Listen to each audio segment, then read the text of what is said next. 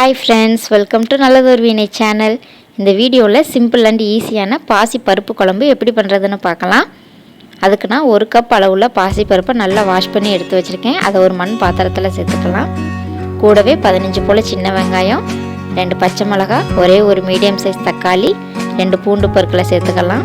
இது கூடவே 1/4 ஸ்பூன் பெருங்காயத்தூள், 1/4 ஸ்பூன் மஞ்சள் தூள், 1/2 ஸ்பூன் உப்பு சேர்த்துக்கலாம். எந்த கப்பால பாசி பருப்பு எடுத்தோமோ அதே கப்பால 4 கப் அளவு தண்ணி சேர்த்துக்கலாம்.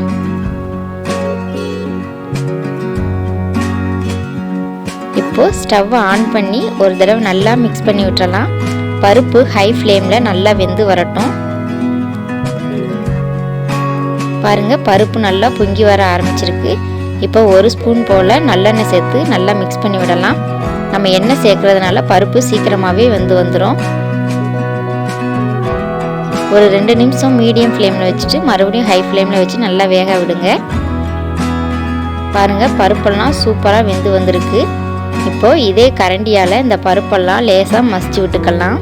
மத்து வச்சு கடைய வேண்டிய அவசியம் இல்லை. நம்ம கரண்டிகிட்ட மசித்தாலே சூப்பராக மசிஞ்சு வந்துடும். பருப்பு மட்டும் நல்லா மசிஞ்சு வந்தால் போதும். அந்த பச்சை மிளகாய், வெங்காயம் அதெல்லாம் மசிய வேண்டிய அவசியம் இல்லை. இப்போ ஒரு கைப்பிடி அளவு மல்லி இலைகளை தூவி ஒரு தடவை மிக்ஸ் பண்ணிவிட்டு ஸ்டவ் ஆஃப் பண்ணிக்கலாம். இந்த குழம்ப ஒரு 15 நிமிஷத்துலேயே சட்டுன்னு செஞ்சு முடிச்சிடலாம். இந்த குழம்புக்கு ஒரு தாளிப்பு கொடுக்கணும். அதுக்கு தாளிப்பு கரண்டியை ஸ்டவ்வில் வச்சுருக்கேன். அதில் 2 ஸ்பூன் நல்லெண்ணெய் சேர்த்துக்கலாம். எண்ணெய் சூடானதும் 1/2 ஸ்பூன் கடுகு உளுந்தம் பருப்பு, ஒரே ஒரு சின்ன வெங்காயத்தை குட்டி குட்டியாக கட் பண்ணி வச்சுருக்கேன், அதையும் சேர்த்துக்கலாம்.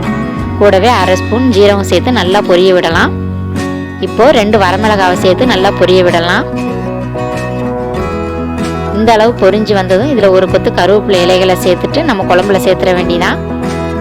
பாருங்க, சூப்பரான பருப்பு குழம்பு ரெடி ஆயிருச்சு. இந்த குழம்ப நீங்களும் உங்கள் வீட்டில் ட்ரை பண்ணி பாருங்கள். எப்படி வந்ததுன்னு எனக்கு கமெண்ட் பண்ணுங்கள். இந்த வீடியோ உங்களுக்கு பிடிச்சிருந்ததுன்னா லைக் பண்ணுங்கள், ஷேர் பண்ணுங்கள். மறக்காமல் நல்லதொரு வீணை சேனலுக்கு சப்ஸ்கிரைப் பண்ணுங்கள்.